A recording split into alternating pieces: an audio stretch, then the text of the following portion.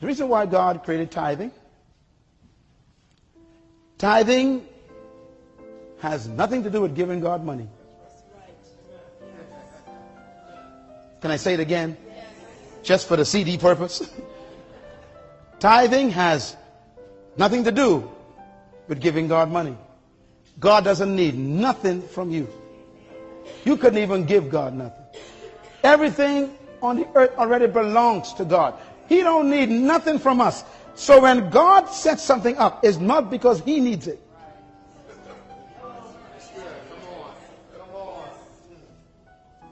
Tithing and offerings is God's management training program for mankind.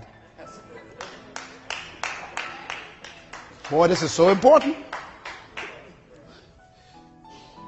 God doesn't need a penny from us.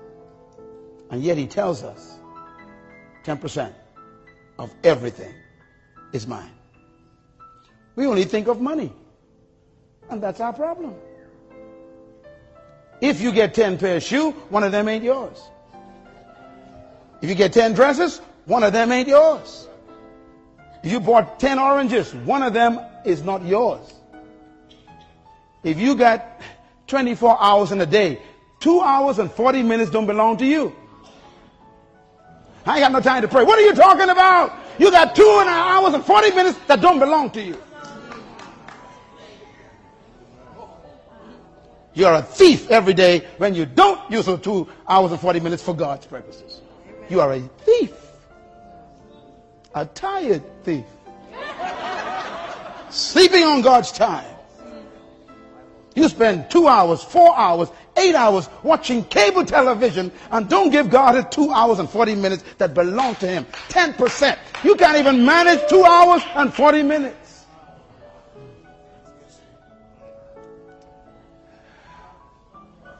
You're trying to get money. It ain't money ain't your problem. Management is your problem. God could any time of day command you to give the dress away in your closet. One of them ain't yours.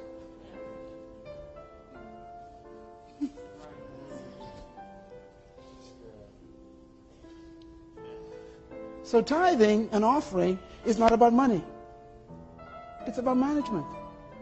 Can you consistently, God says, put aside 10% of everything for my purposes? That's tithing. Can you consistently? Now, let me tell you something. Listen to me.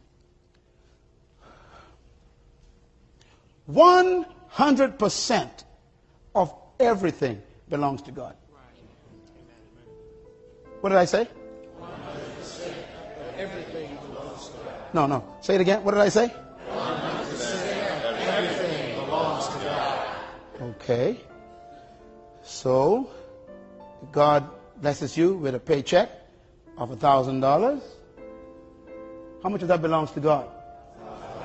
Okay, you're doing good. You're smart. Now, how much did God say to put aside for his work? 10%. How many is left? 90%. Which one of those belong to God? Oh, you're getting smart. Okay. All right. So then why would God, if he owns all 1,000, want you to put aside 10% if all of it still belongs to him? Why? Because it's not about the money. It's about your ability to put it aside. Your will, your control, your discipline to put it aside. He's after your discipline. Wow. If you can manage the 10% properly, then he is happy to trust you with the 90% that's left. But because you've been unfaithful in the 10%, you keep losing the 90%, so you end up with no percent. That's why you're broke.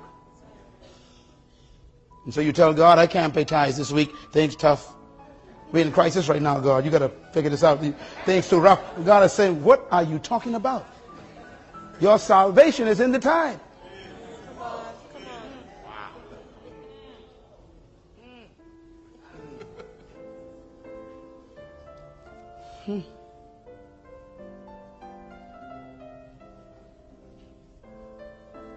Let me take you one step further.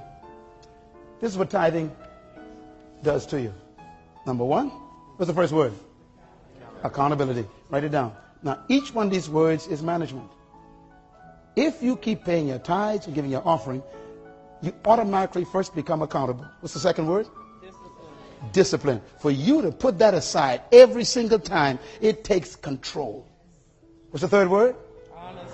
Honesty. For you to be a tither, that means no one's watching except God. And He knows if you're paying it or not. You can lie to everybody else, but God knows if you're paying 10%. That means it makes you honest. And managers must be honest. What's the fourth word? Diligence. Diligence. Diligence means that you work at it constantly to make sure you don't steal that 10%.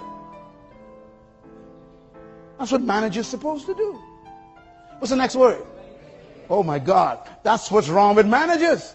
They are unfaithful. And it takes faithfulness to tithe. What's the last one? Trustworthiness. Trustworthiness. For you to manage a tithe, God got to trust you every time. I just gave you the characteristics of a manager. They are accountable. They are honest. They are diligent. They are faithful. They are trustworthy.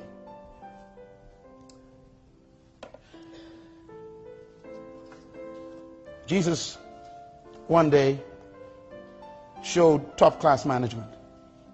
One day he had 5,000 people in a field, and they were all hungry, and there was, they say, plus women and children, so they must have had about 12,000. And he is about to distribute some resources to them. I want you to watch him at work, okay? Matthew 6, verse 40. It says, so they sat down in groups of hundreds and fifties. That's administration, organization.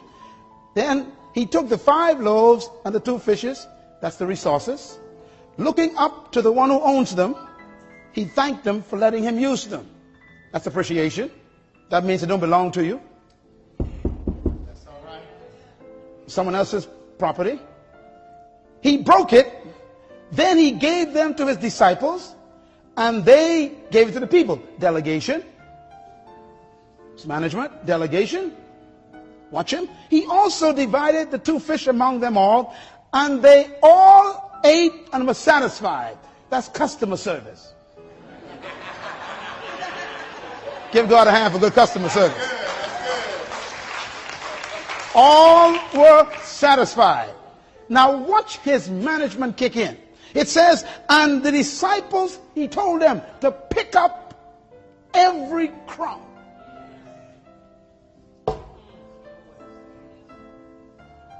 Ladies and gentlemen, I want you to imagine this. 12,000 people in an open field, breaking bread and pieces of fish. Now how in the world are you going to find pieces of bread, crumbs, and pieces of fish, bone and stuff in the grass? He says, pick up every crumb. In the book of Matthew, it actually says it. He says, and he said to them, pick up every crumb and bring it to me. I don't want to waste nothing. That's what I'm talking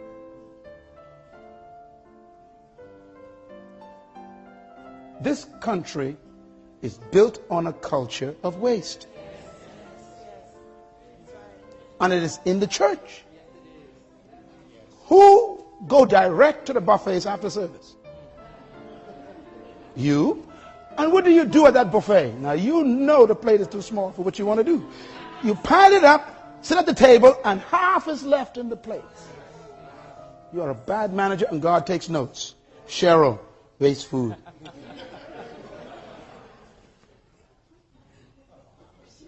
It ain't funny. He made them pick up the crumbs. It was not the crumbs that were important. It was the lesson he was teaching. You don't waste the crumbs.